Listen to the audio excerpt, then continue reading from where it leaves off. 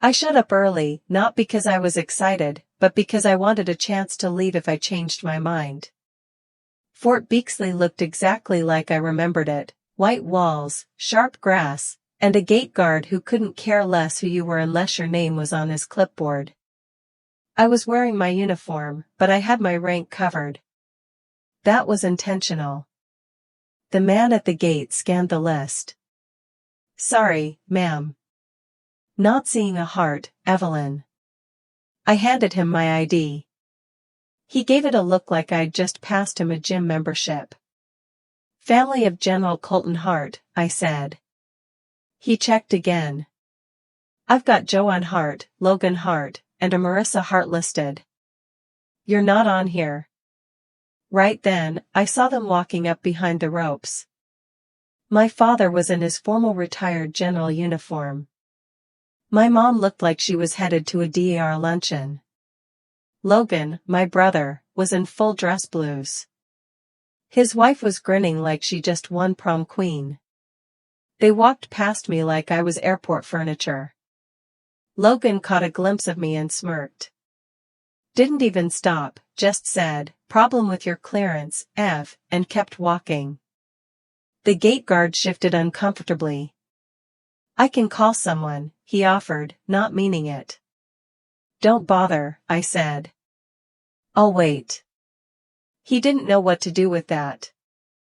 I stood off to the side while the rest of my family walked through security, took their places in the front row, and got handed programs with my father's face printed on them. I didn't get one of those either. Honestly, none of this was surprising. I'd gotten the invite via a forwarded email, no personal note, no RSVP, just a forwarded message from my mom that said, "Lunch afterward at the officers' club. Dress appropriately." You know what dress appropriately means if you're from a military family: be quiet, look nice, and don't embarrass anyone who outranks you. I could have made a scene right there. I could have flashed my credentials and watched the corporal trip over his boots. But that wasn't the point. Not today.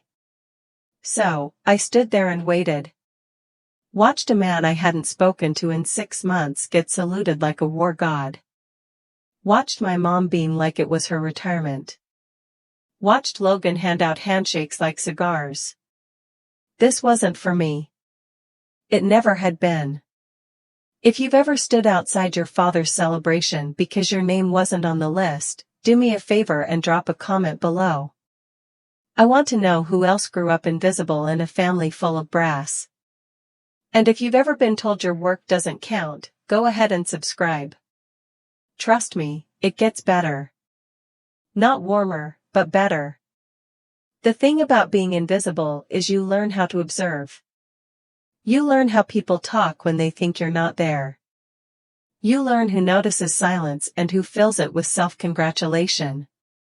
And you learn exactly how far people will go to pretend you're not in the room, even when standing 6 feet from them in a uniform they don't understand. That gate guard kept looking at me like I might explode, start crying, pull rank, or do something messy.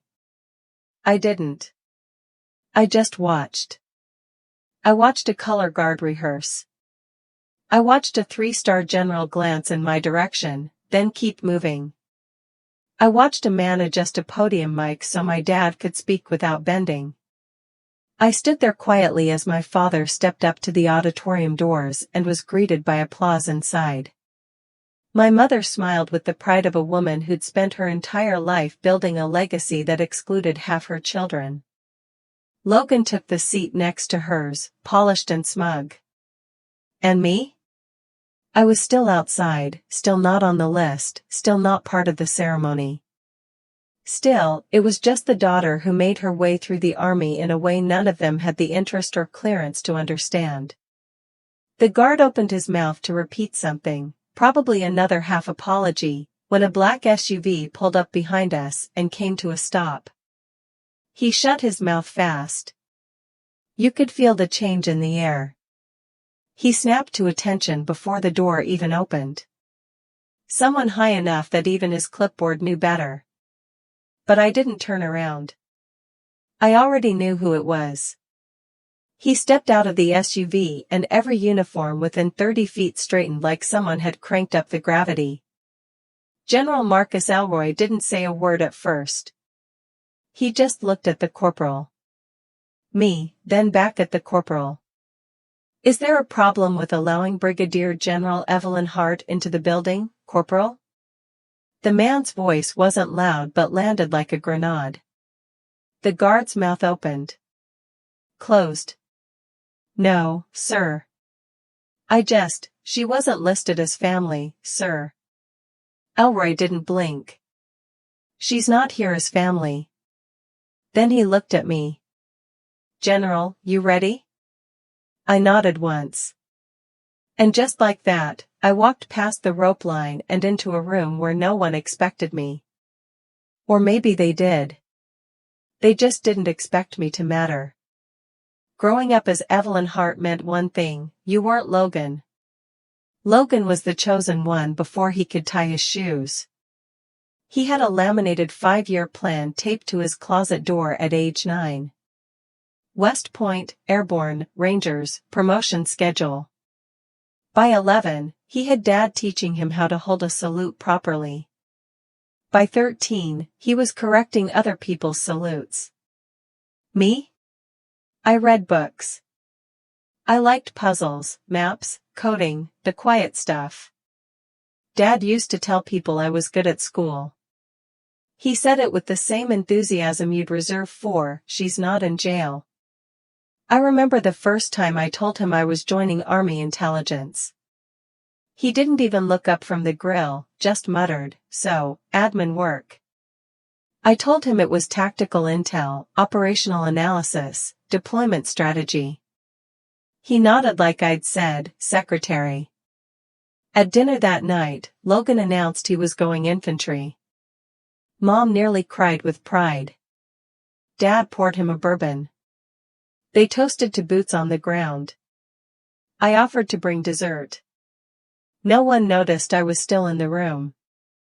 I was already buried in classified briefings and language rotations when Logan was heading to Fort Benning. He got a send-off party with 50 people and a slideshow. I got a copy of my orders and a list of things my mom thought I should keep feminine. I once asked Dad if he'd ever served with any female commanders. He said, "Not the good ones." Logan got medals he could wear. I got commendations I couldn't talk about. Logan shared war stories at reunions while I smiled and said, "Mostly desk work." Mom would pat my arm and tell people I was still single but swamped. At my cousin Dana's wedding, someone asked if I was still doing that office job thing.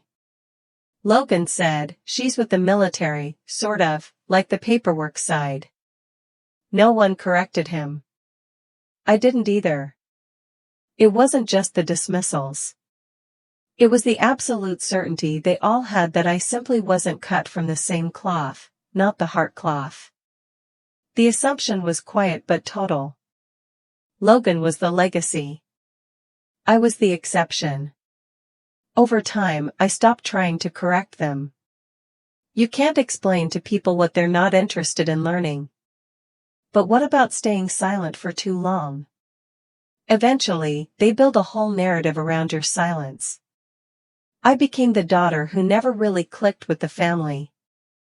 The one who was smart but not tough. My uncle once told me I'd make a great military wife.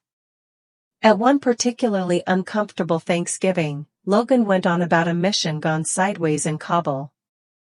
I knew precisely which mission he meant because my team's intel rerouted his convoy at the last minute.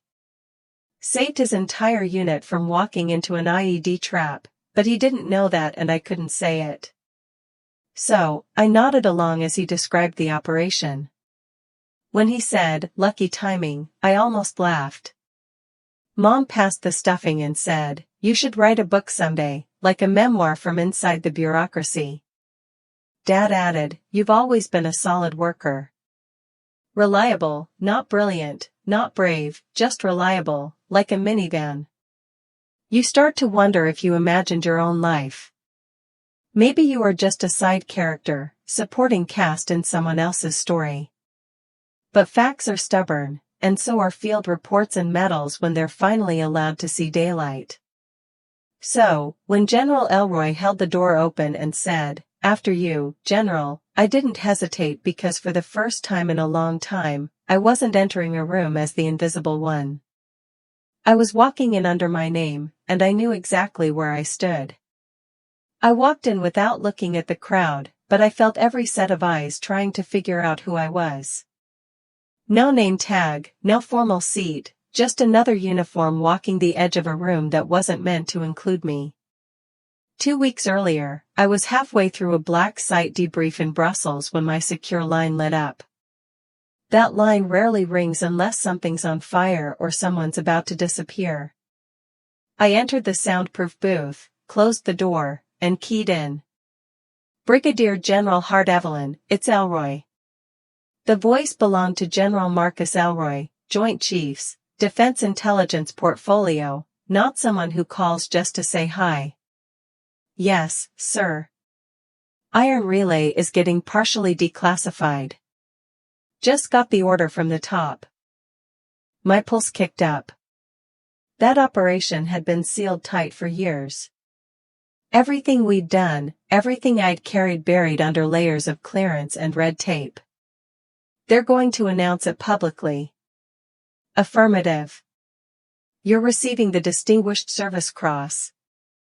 I didn't say anything. I'm not the type to ask for awards. Frankly, I don't trust people who do. "We're doing the presentation at your father's retirement ceremony," Elroy continued. Seemed fitting. I laughed. It wasn't a nice laugh. "You want to pin a medal on me in front of the one man who thinks I've been running spreadsheets for 15 years? Elroy didn't bite. This came from the secretary. "Ceremony's already scheduled. High attendance, full press coverage. It's the most visible venue we've got this quarter." Translation: this isn't about your family. This is about optics, narrative, politics. But I knew what he wasn't saying. It was also a message.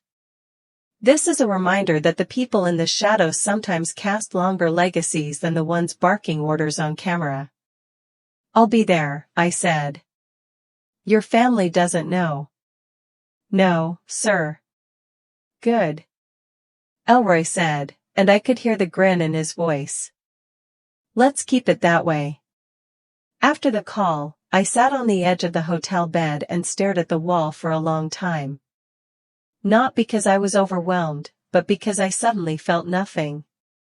No pride, no fear, no sense of justice, just silence. Iron Relay had been hell. 22 months of intel coordination across 5 continents. We traced money, phones, blood, and lies. We flipped assets, dodged congressional committees, and stopped 4 attacks before they launched. The media never knew. Congress barely knew. Hell, half the Pentagon didn't know. But I did. Every missed flight home, every dead-end lead, every name we erased or protected, I remembered all of it. The day we shut it down, I flew back to D.C. and went straight to my apartment. No parade, no press, no welcome back sign. I just had a fridge full of condiments and a voicemail from Mom asking if I had RSVP'd to Logan's promotion dinner. She had signed it off with, "He's finally getting command." It's what your father always dreamed of. Like I was the disappointment that made Dad settle for a daughter with a security badge instead of a rifle. I could have told her that Iron Relay had probably saved Logan's unit thrice. The logistics disruption we pulled off in Kandahar stopped a supply chain hit that would have left him pinned for days. But I didn't, because that's not how this job works. You don't get to announce your wins. You bury them in paperwork and file them under unknown to family. Still, when Elroy told me the operation was being recognized publicly, it shifted something. For once, the facts wouldn't stay hidden. For once, the room would have to see me. Not the daughter, not the quiet one. Not the polite ghost in the corner of family photos. General Evelyn Hart. So I bought a new set of dress blues. Pressed regulation perfect. I checked every ribbon, every badge, every pin. No mistakes. Nothing they could use to doubt my rank. I packed it in a travel bag. I flew coach. I stayed at a bland hotel next to a strip mall pharmacy. And now I was walking across a polished hallway into a ceremony where everyone thought I was just another relative with a last-minute invite. Good. Let them wonder. Let them scan the program and ask each other, who the hell is that? Let them feel the confusion I'd been forced to swallow for years. I kept my stride steady, ignoring the instinct to look for a seat or a familiar face. The reception space was lined with chairs, banners, and too much forced patriotism. The kind of ceremony where someone cries at the national anthem but can't name the last 5 conflicts we were in. I walked past the podium without pausing, past the front rows labeled reserved, and found a spot in the back, just far enough to be unnoticed but not forgotten. My dress blues were perfect. Not flashy, not loud, just correct. Each ribbon in place. Each bar earned, some of them twice, and most of them I couldn't talk about. I sat down, hands on my lap, back straight, like I'd been trained, like I'd spent the last 15 years doing things no one here would ever ask about. I remembered the first time I had to brief an op, but that never happened.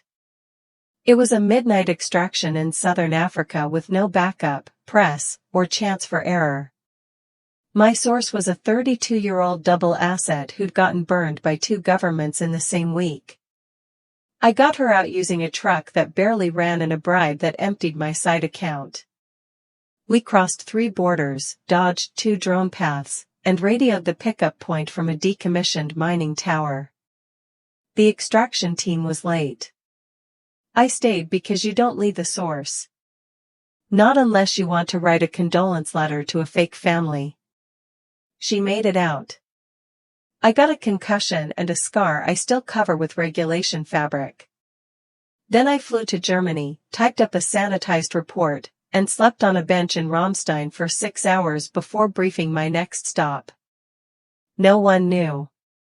No one asked, and that was the job. People think being a general means ceremony and command. It doesn't.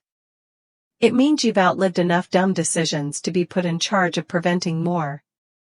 You don't climb to the top by shouting. You climb by taking hits no one sees and staying upright. I've run 15 cross-BR intelligence operations, 7 joint agency extractions, and at least 3 situations I can't write down. I've handled asset flips, internal leaks, and a mole inside a partner embassy.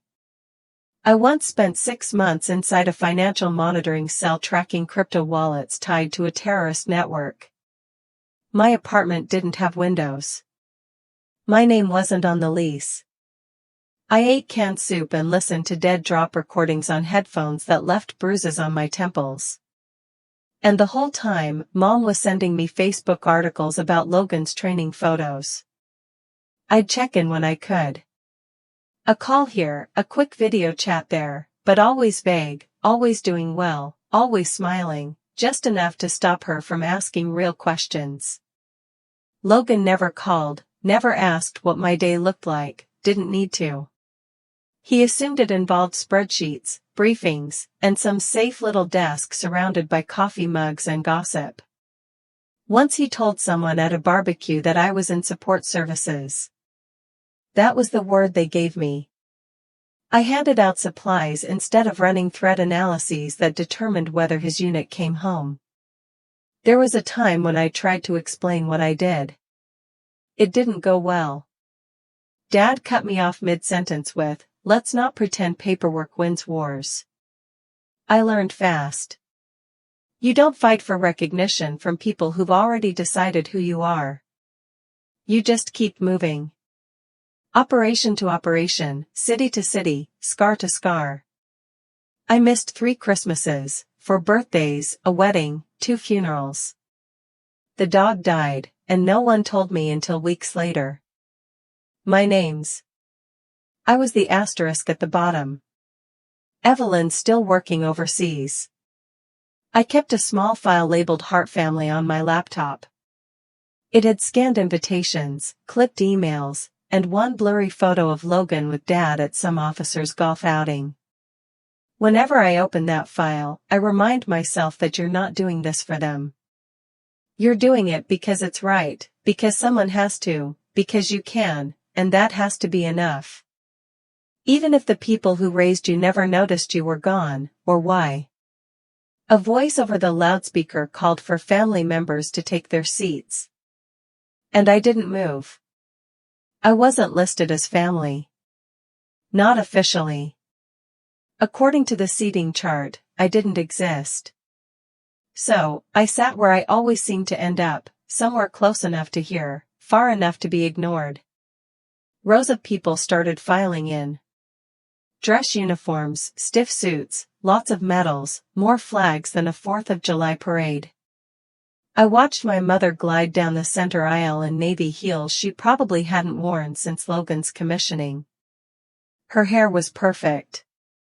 Her face was set in that pleasant social smile she wore like armor. Logan followed her, arm linked with his wife, Marissa.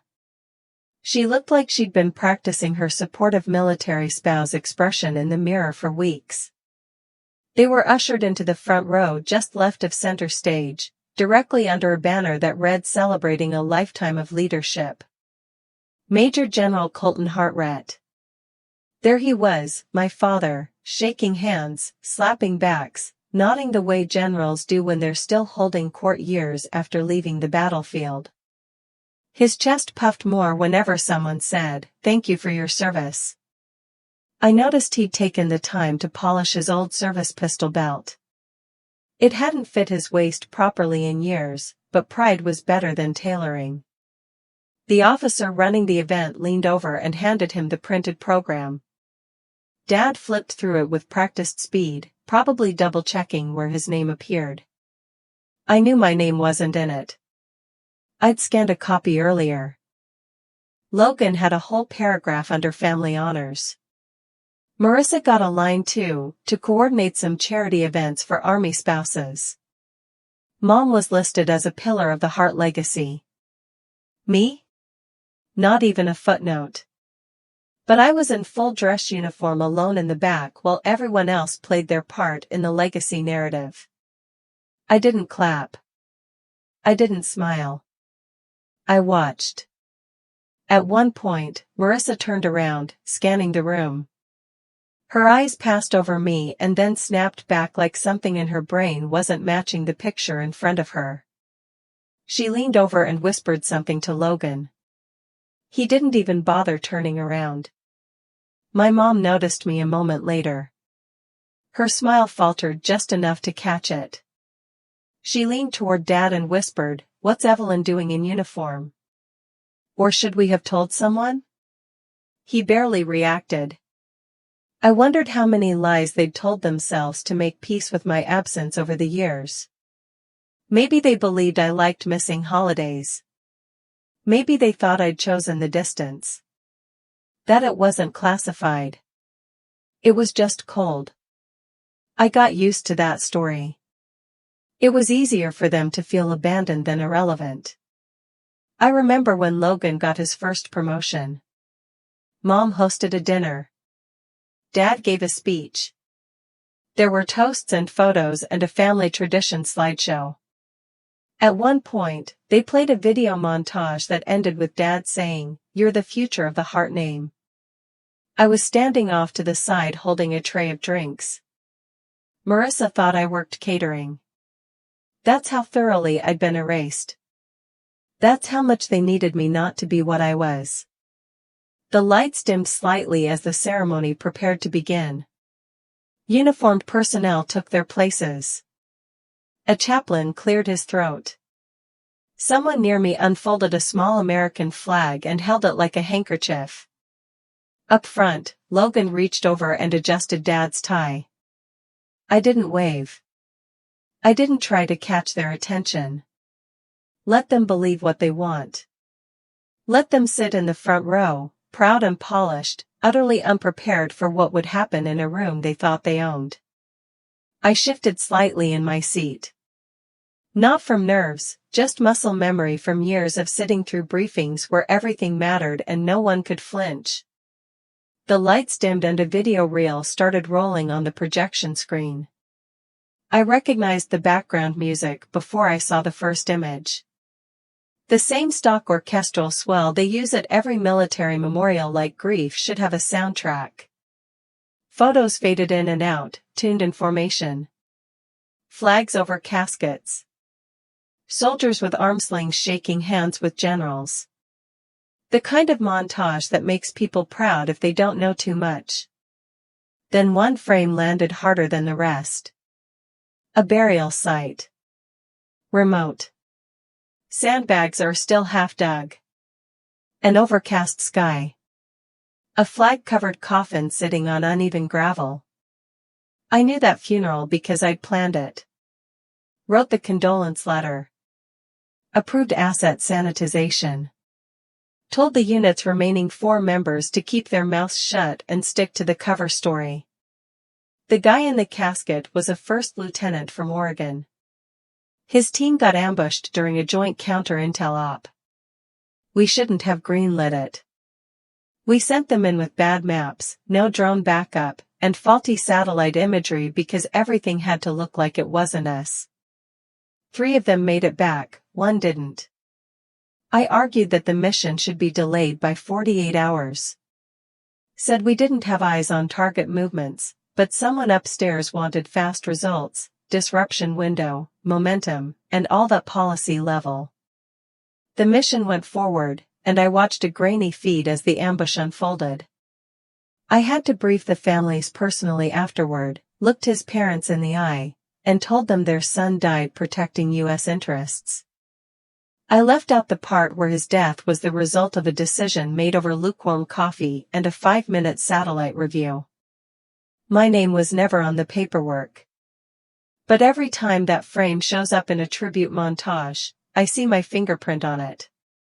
That's what people don't understand. The weight doesn't come from what you see.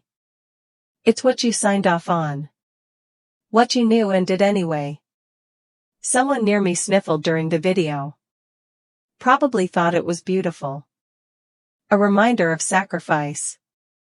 I wanted to ask them what they thought happened before the coffin got its flag. That funeral stayed with me for years. Not because it was the only one, but because it was the first time I knew I could have stopped it. I slept maybe 2 hours a night for weeks after. Refused counseling. I burned every copy of the draft of the OP plan once the file was closed. And I didn't say a word about it to my family. Not because I couldn't, but because I knew they wouldn't want to hear it. Wouldn't believe it. Wouldn't know what to do with it. Mom asked at the next Christmas dinner if I'd considered switching to the State Department. Said it might be more stable for someone your age. Logan was talking about a raid he'd led in Kandahar. I recognized the timing, knew it lined up with the facility shutdown we orchestrated as part of Iron Relay. He bragged about kicking indoors while I worked the back channels to ensure no civilians were in the building. But at that table, I just smiled, stirred my mashed potatoes, told Mom I was still happy where I was. People talk about service like it's a uniform, like it's visible. You can tally it up in rank and ribbons. But some of us served by making sure others never had to see the real numbers. I looked back at the screen as the reel ended. The lights came up slowly. The audience shifted in their seats, wiping eyes, fixing collars, pretending they hadn't just seen a war packaged into a PowerPoint. And I sat still. I never stopped carrying it because I didn't need to remember it. I exhaled slowly through my nose and adjusted the crease on my pants, one of those small pointless movements that keep your hands from shaking. The steakhouse was the kind of place Dad liked. Dark wood paneling, worn leather booths, servers who called everyone sir, whether you were a private or the Secretary of Defense. We'd come here for family dinners before, but this one had an edge sharper than any steak knife on the table. It was the night before the ceremony. Dad had made the reservation himself. Dress sharp, he'd said. This is an important one. We were seated at a round table near the back. Dad and Mom sat together on one side, of course. Reed had his fiancée Lindsay glued to his arm like she thought someone might snatch him away mid-meal. That left the last two seats, me and Uncle Jim, who hadn't seen combat since Vietnam but still insisted on wearing his Marine lapel pin as if he'd just parachuted into Kandahar. I was barely through my salad when the first sideways comment landed. "So, Evelyn," Lindsay said, smiling like she was asking the time, still doing the desk work thing. The question dripped with condescension, but she didn't even realize it. She never did. I looked at Reed. He avoided my eyes, chewing his steak like it might explode. "Yep," I said, stabbing a cherry tomato, still pushing paper and ruining foreign governments from the comfort of my air-conditioned office. Dad gave a tight little chuckle, the kind he used when he didn't want to encourage me but couldn't think of a way to shut me down without looking like a jerk in public. Uncle Jim wasn't as restrained. "Back in my day, intel was what you looked at after boots hit the ground. Not instead of." "Sure," I said. "And back in your day, cigarettes were good for your lungs." Mom shot me a warning glance, but I was already past caring. I hadn't driven 8 hours and sat through airport-level TSA at the base gate to bite my tongue through another round of your job isn't real military overpriced filet menu. You know, Dad started slicing into his steak with surgical precision. "I always thought Evelyn might have made a fine logistics officer, something stable, stateside." "Not so ambiguous." "Ambiguous," I repeated like I was tasting the word. "That's an interesting way to describe 27 successful operations in 5 continents and 3 languages." His knife stopped halfway through the cut. Reed cleared his throat. "We're all proud of you, Eve," he said in the same tone you'd use to compliment someone's meatloaf. "It's just hard to picture what you do."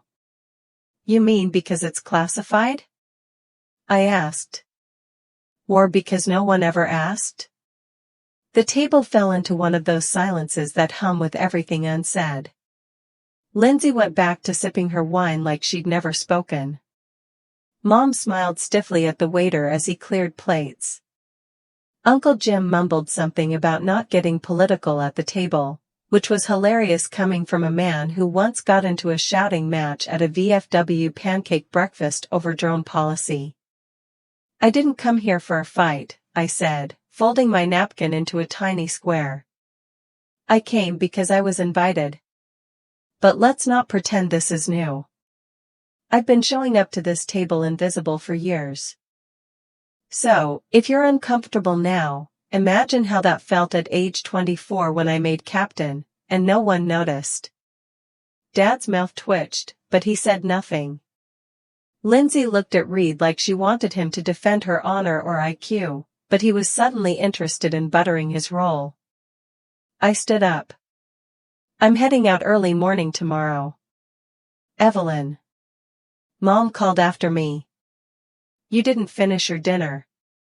I turned back and smiled, polite but hollow. "Wasn't very hungry." I pushed through the restaurant doors into the cool evening air and felt my shoulders drop about an inch. I didn't feel victorious. There was no catharsis, just that familiar weight riding shotgun. Same as always. I walked back to the hotel silently, heels clicking against the sidewalk like a metronome. I couldn't shut off. The morning of my father's retirement ceremony arrived with the same stiffness as every military event, polished, rehearsed, cold under the surface. I dressed in my formal uniform, every bar and badge meticulously aligned. I kept the stars on my shoulder covered with a dark wool coat in case someone from the guest list wandered the lobby. I'd already reviewed the list. My mother sent it as if it were a church flyer. I wasn't on it. At the hotel breakfast buffet, I watched other attendees in dress blues greet each other. Some nodded politely at me, mistaking me for a spouse or admin. That part didn't sting anymore. It was background noise. I didn't expect to be recognized. It wasn't time yet. At precisely 0900, I arrived at Bellwood Army Hall, the venue my father had insisted on. They'd rented the entire north wing. A massive banner outside read, honoring Lieutenant General Colton Hart, 38 years of service to the nation. The parking lot was filled with officers, both retired and active duty. Every handshake reeked of nostalgia, ambition, or both. I waited outside momentarily, letting the winter wind clear my head. Then I walked toward the main entrance. The corporal at the checkpoint smiled at me like I was just someone's date. "Good morning, ma'am. Do you have a family badge?" "I'm Colonel Hart's daughter." He glanced at the list. "I see Evelyn Hart here, but no rank listed. Can you wait a second while I—" Before he finished, someone behind him barked, "Corporal, stand down." Colonel Breener, my father's old logistics partner, stepped forward. "This is General Hart," he said with pointed clarity. "Escort her to the front." The corporal looked like he wanted to crawl into the foundation. "Yes, Mom." "Apologies, General." "None needed," I said, stepping past. Breener gave me a discreet nod. "Your father doesn't know." I smiled. "Not yet." The lobby buzzed with military ceremony energy, tight greetings, camera flashes, coffee, and plastic cups. The main auditorium opened into rows of chairs facing a central stage flanked by flags and digital screens.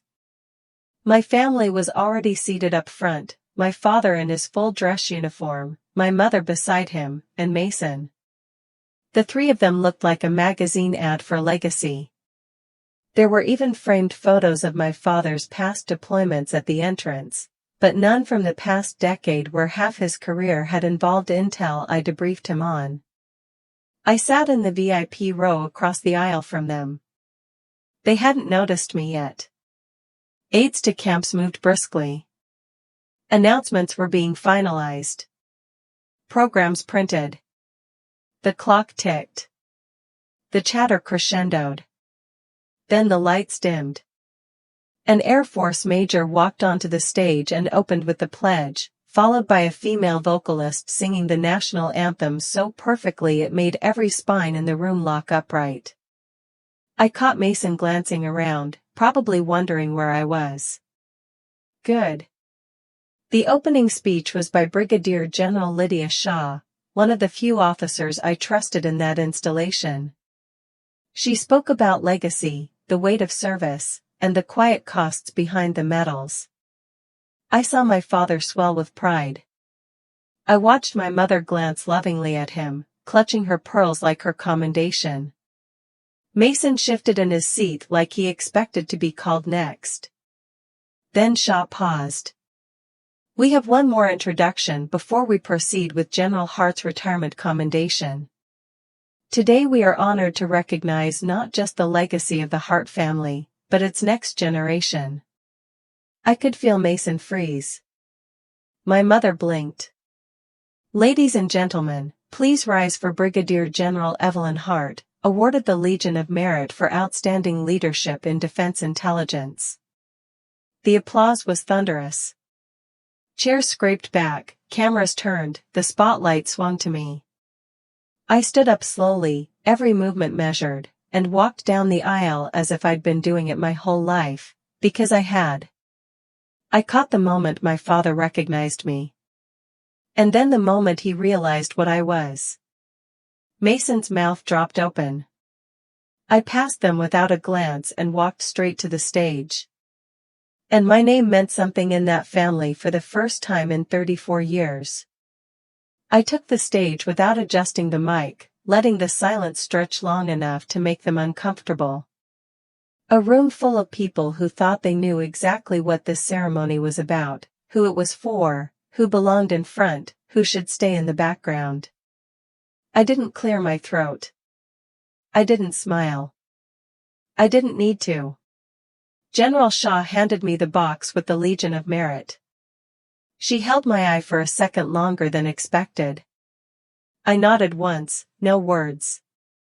That's how respect works in this line of work. It's quiet and earned. By order of the Secretary of Defense, the announcer said, Brigadier General Evelyn Hart is awarded the Legion of Merit for exceptionally meritorious conduct in the performance of outstanding services and achievements, including contributions to Operation Iron Relay and strategic intelligence operations protecting U.S. and Allied lives in active combat zones.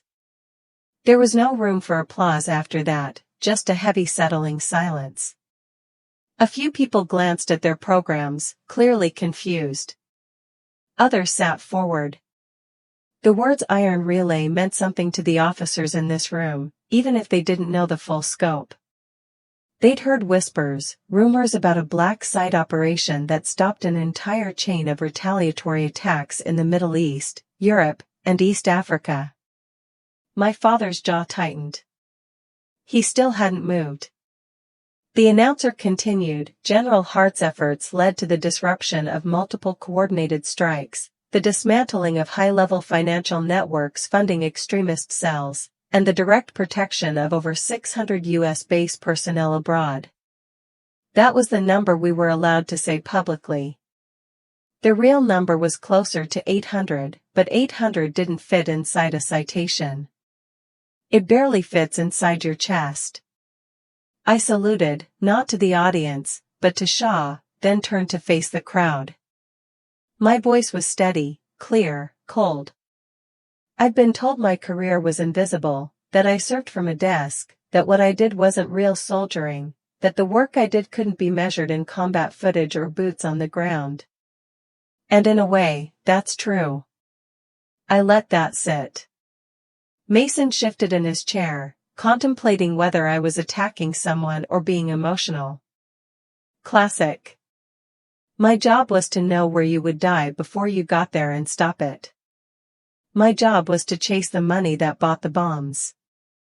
To flip the courier before he handed over the coordinates, to read the intercepted message fast enough that no one had to get the folded flag. A few people were nodding now quietly. The ones who understood. My career was classified, which means my failures weren't. You got to see the explosions. I got to read the names. I scanned the front row. My father was staring at the floor. My mother hadn't blinked since the citation started. Mason looked like he'd swallowed a thumbtack. I missed birthdays, funerals. I buried teammates and couldn't tell you why I was crying at 2 a.m. on a video call. I spent 5 years listening to my own family explain to strangers that I worked in logistics.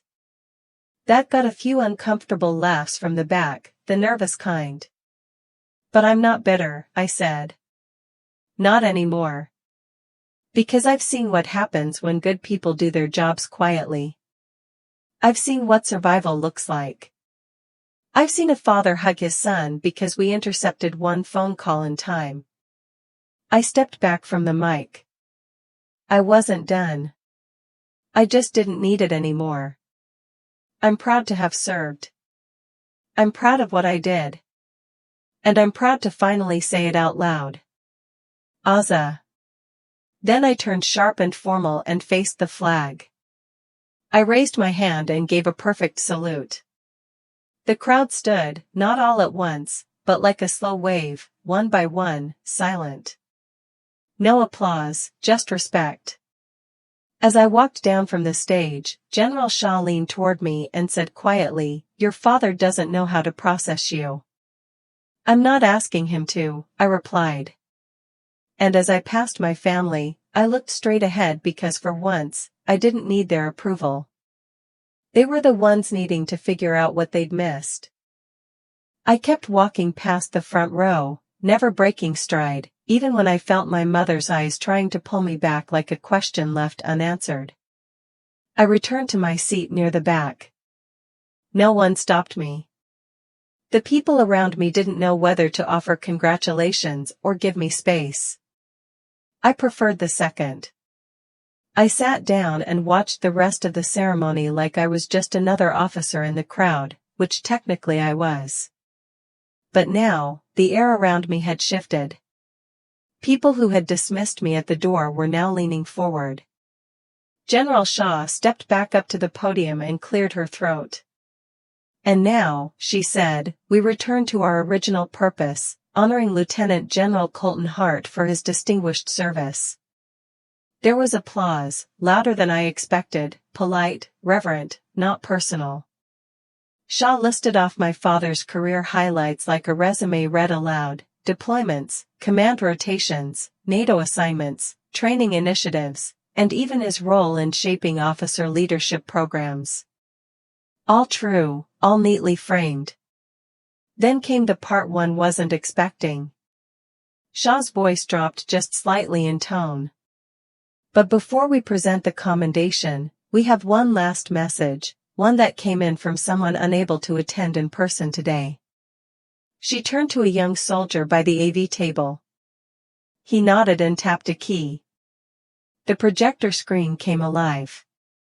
Initially, the video was grainy, as if it had been recorded on a secure line somewhere far from here. The man on the screen wore a tan uniform, sleeves rolled, and a scar on his cheek. His name was Captain Nathan Reyes.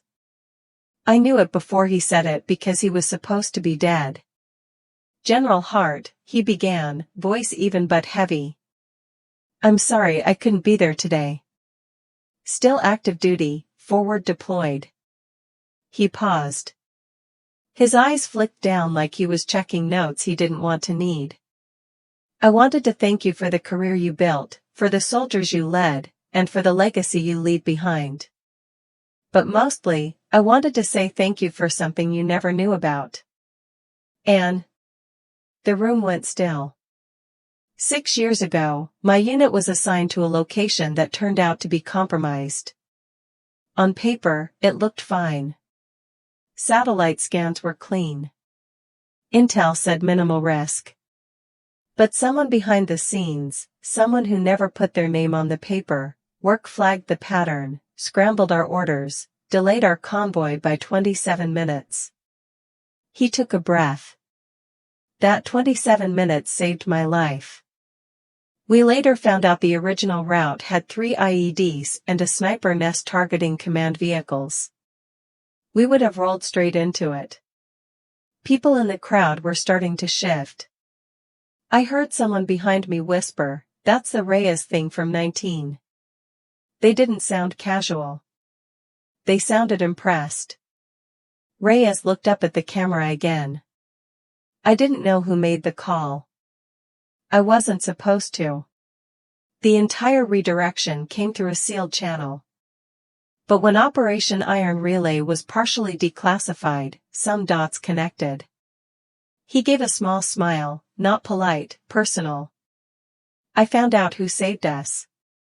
Not a field commander, not a drone pilot, not a unit leader. He turned slightly toward the camera, posture straighter now. It was General Evelyn Hart. Gasps moved through the room like the wind. I've never met her in person. But I owe her everything. My life, my marriage, the daughter I got to meet because I lived. So, while we're honoring her father today, I just wanted to say, sir, you raised someone who didn't just wear the uniform. She changed the battlefield without stepping on it. That's a legacy, too. The screen faded to black. Silence. I didn't stand. I didn't nod.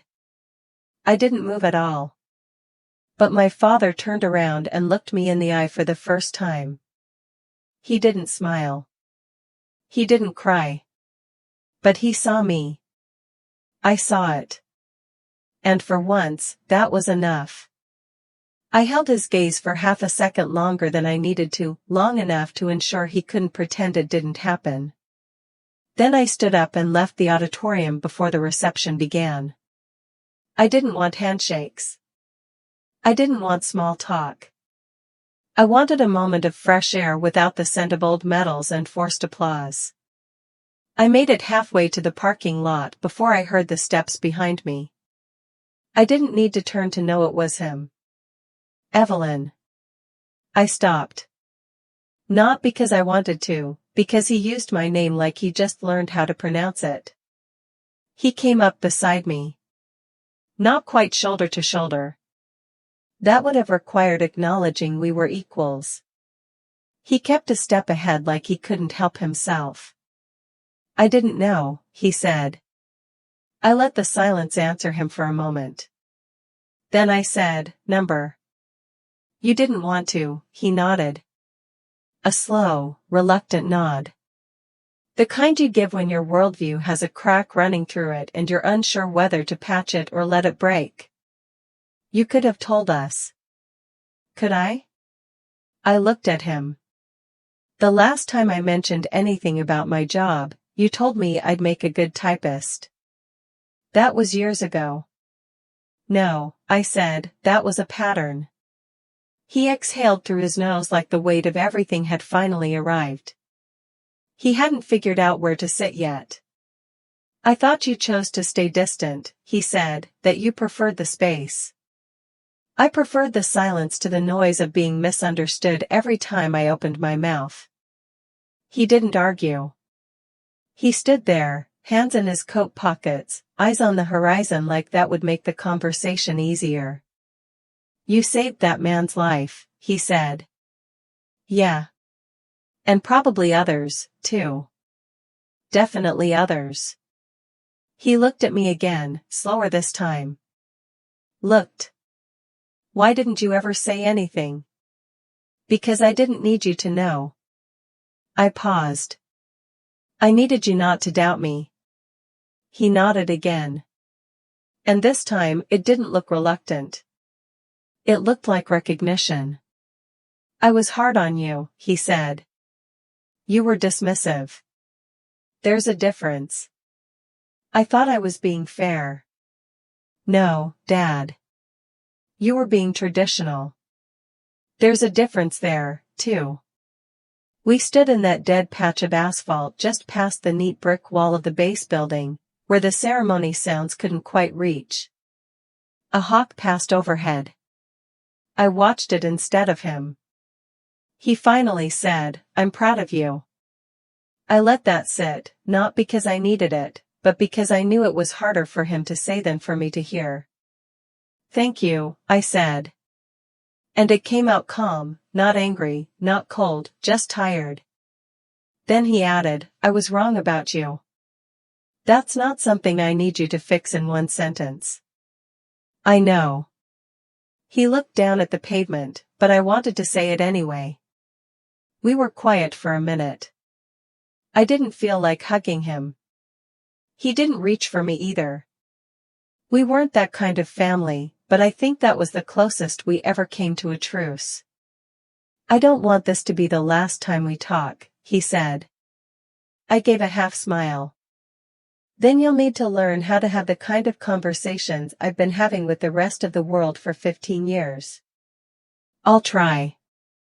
He turned to go, then paused. General. I raised an eyebrow. You really earned it. I nodded once. Yeah, I did. He walked off without waiting for another word, like giving me the last line, which was his way of handing back some of the space he'd taken for years. I stayed where I was for a few more minutes, watching the flag on the pole at the far end of the parking lot ripple against the wind. The same flag we'd both saluted. But for the first time I felt like my salute had finally landed. Not just for me, for the years, the silence, the work no one clapped for. It didn't fix anything, but it counted. I turned away from the flag and walked toward the rental car, the crunch of gravel under my boots louder than anything we had said. The lot was nearly empty now. Most guests were inside lining up for boxed cake and lukewarm coffee, still whispering about the video, the citation, and the daughter who'd appeared out of nowhere in a general's uniform. I got in the car and closed the door, letting the quiet settle in for a beat until I heard a knock on the passenger window. I looked over. Mason. He motioned like he wasn't sure if I'd unlock the door or drive away. I hit the unlock button without emotion. He slid in beside me. We sat there, the two in full uniform, the silence between us thicker than our shoulder boards. He finally said, "I didn't know." "Yeah," I replied, keeping my eyes forward. "That's been a theme today." He glanced down at his hands. "I always thought you chose to stay out of it. The family stuff, the legacy. I figured you just weren't interested." "No," I said, "you just never asked." He nodded slowly, chewing on that. "You're right." That caught me off guard. No defense, no excuse, just agreement from Mason. That was practically a confession. "You always had Dad's approval," I said. "Didn't have to earn it." He turned slightly in his seat, looking at me. "And you always acted like you didn't need it." "I didn't need it," I said. "But it would have been nice if once, just once, someone in the family asked why I missed Thanksgiving 3 years in a row." Mason let out a humorless laugh. "I thought you were just avoiding Mom's casseroles." "Yeah, well, sometimes I was avoiding being the ghost at the table." He nodded again. Then he looked over, more serious this time. "Was it all real? I mean, Iron Relay, that guy Reyes, all of it?" "Yes. And the other stuff, the operations, the threats you stopped, there's a lot you'll never know." "That's how it works." He sat back in the seat like the weight of that answer added 10 pounds to his uniform. "Jesus, Evelyn, I know. I used to roll my eyes when people asked what you did. I'd say logistics or intel support like it didn't matter." "It mattered." I said, "You're alive because it mattered." He blinked at that. "Wait, what?" I turned toward him. "Do you remember the joint training up in Jordan 6 years ago? The one that got rescheduled last minute?" "Yeah, we were supposed to do a night jump, but the schedule changed." "Why?" "There was chatter about a rogue missile crew targeting U.S. paratroopers. We rerouted you before they ever finished setting up the launch pad." He just stared at me. "You're welcome," I added. For once, Mason didn't have a clever comeback. He just sat there absorbing it like a soldier getting debriefed on a battle he never saw coming. Eventually, he said, "Why didn't you say anything sooner? Would you have believed me?" He didn't answer that. I put the key in the ignition but didn't start the car. He cleared his throat. "Do you ever regret it?" "Regret what?" "Not taking the other path. The one where you maybe got invited to more dinners? Wore fewer secrets." I thought about it. "Not long. Just long enough to be honest." Number. The cost sucked. But I'd do it again because it saved lives. That's what matters. He looked out the window, nodding. Then quieter. "What should I tell people now when they ask what you do?" I looked at him half amused. "You tell them I'm your big sister and that I outrank you." He snorted. "Copy that, General." We didn't hug. We didn't shake hands. But as he opened the door to leave, he hesitated. Then he asked it finally after all these years. "Evelyn, why didn't you ever tell me what you were really doing?" I looked at him square in the face. "Because you never acted like you wanted to know." I watched him walk back toward the building, then shifted the car into drive without turning on the radio.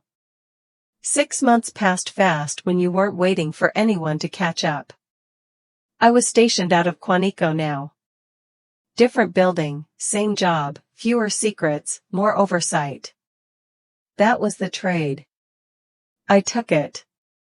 Most of my days were still long, still filled with people who knew what you did without needing to clap for it. I liked that the silence meant everyone was busy doing the work. We'd earned the right not to explain ourselves. My apartment was smaller now, clean, sparse, no photos on the walls, just a view of the city and enough distance between me and the family I'd never entirely belonged to. But I had finally stopped shrinking myself to fit inside. And yet one Saturday morning, I got a call. Blocked number. I almost didn't pick up. Evelyn, it was Mom. I sat down. Hey Posa, we got your address from Reed. She said, I hope that's okay. It's fine. Another pause. We were wondering if you'd like to come down for dinner next weekend. Just something small. Me, your dad, maybe Mason if he's around. I stared out the window. You don't have to say yes, she added quickly. Well, your father brought it up, which surprised me. That he remembered I exist. No, she said, that he remembered your favorite wine. I exhaled mostly to buy time. Are you expecting me to show up in uniform? She laughed quiet and awkward. Only if it makes the roast taste better. I didn't commit, but I didn't say no either. That Friday, a package showed up at my office. No note, just a small, neatly folded American flag in a glass box. Beneath it, an engraved plate presented to Brigadier General Evelyn Hart for service rendered where no record would show. No name, no sender. But I knew who it was from. Only a handful of people in the system use that language, and only one uses it without needing credit. The funny thing about silence is that once you start being heard, it no longer echoes. The following weekend, I drove back down. Same town, same streets, same old house with the flagpole in front and the spotless yard my father maintained like a runway. But something was different. When I stepped onto the porch, the door opened before I could knock.